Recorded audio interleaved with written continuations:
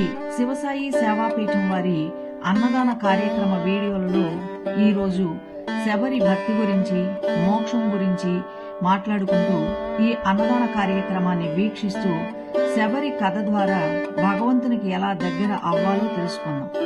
రామాయణం అనగానే సీతారాములతో పాటు మనకు శబరి గుర్తుకొస్తుంది.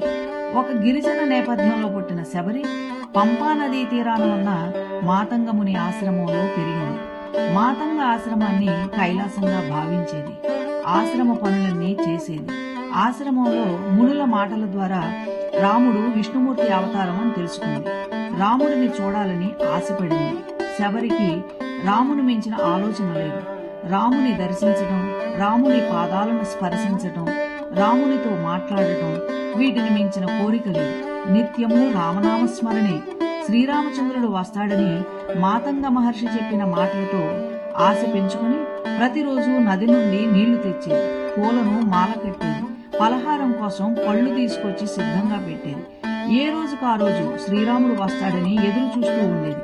రోజులు, నెలలు, సంవత్సరాలు గడిచాయి. రాముడు రాలేదు. శబరికి ముసలితనం వచ్చింది. ఒంట్లో శక్తి కాదు, కంటి చూపు తగ్గింది. అయినా ఎదురు చూపులు చూస్తూనే ఉంది రాముడు కోసం. అనుకున్న రోజు రానే వచ్చింది.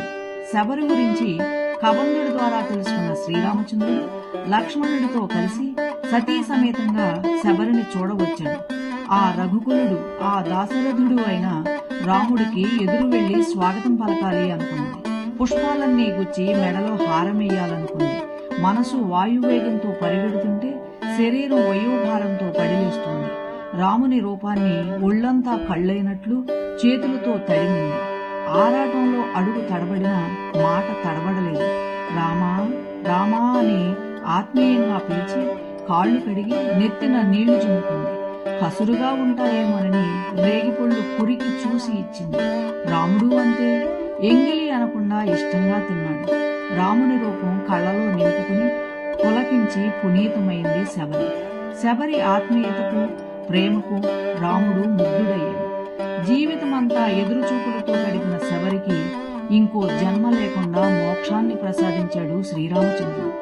మాఘ బహుళ సప్తమి రోజు శబరి జయంతిగా భావిస్తుంటారు. ఉత్తరాదిలోని కొన్ని ప్రాంతాల్లో ఆ రోజు ప్రత్యేక పూజలు జరుగుతాయి. శబరి గొప్పగా భావించే వంశంలో పుట్టింది కాదు. తనేమి వేదాంత గ్రంథాలు వల్లివేయలేదు. అయినా విష్ణుమూర్తి అవతారమైన శ్రీరామచంద్రుడు తన కోసం వెతుక్కుంటూ సతీ సమేతంగా కాలినడకన తన దగ్గరకు వచ్చాడు. కారణం ఆమె భక్తి.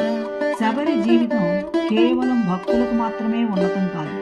జీవితంలో ఒక లక్ష్యాన్ని ఏర్పరచుకున్నప్పుడు దాని గురించి ఆలోచిస్తూ అది వస్తుందనే నమ్మకంతో గడుపుతూ అందుకు అనుగుణంగా జీవించినప్పుడు విజయం సాధ్యమవుతుంది. ఇది తథ్యం. శబరి పట్టుదలకు మెచ్చే శ్రీరాముడు ఆవిడ చెంతకు వచ్చాడు. శబరిది నిష్కలంకమైన భక్తి, నిజమైన సేవ, నిరాడంబరమైన ఆదరణ. అదే భగవంతుడు కోరుకునేది.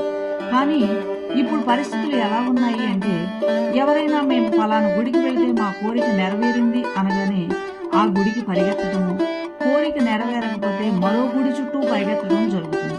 అంతేకాని ఒకే ఒక భగవత్ స్వరూపాన్ని ఆరాధించడం లేదు, ఎదురు చూడటం లేదు, ఓపిక పట్టడం అసలే లేదు. సత్సంగము, సజ్జన సాంగత్యము, నిత్యము భగవంతుని నామస్మరణ, ఏదీ ఆశించని నిస్వార్థతత్వము, సకల జీవరాశుల యందు సమాన దృష్టి, కలిగిన దానితో సంతృప్తి చెందటం, కష్ట సుఖాలన్నిటినీ ఒకేలా భావించే నిర్వికార స్థితి శబరిని రాముని దర్శించేలా చేసి మోక్ష మార్గాన్ని ఇచ్చే. మనం కూడా శబరిలా భగవంతుని అనుగ్రహానికి పాత్రులవుతాం. జై సాయిరాం.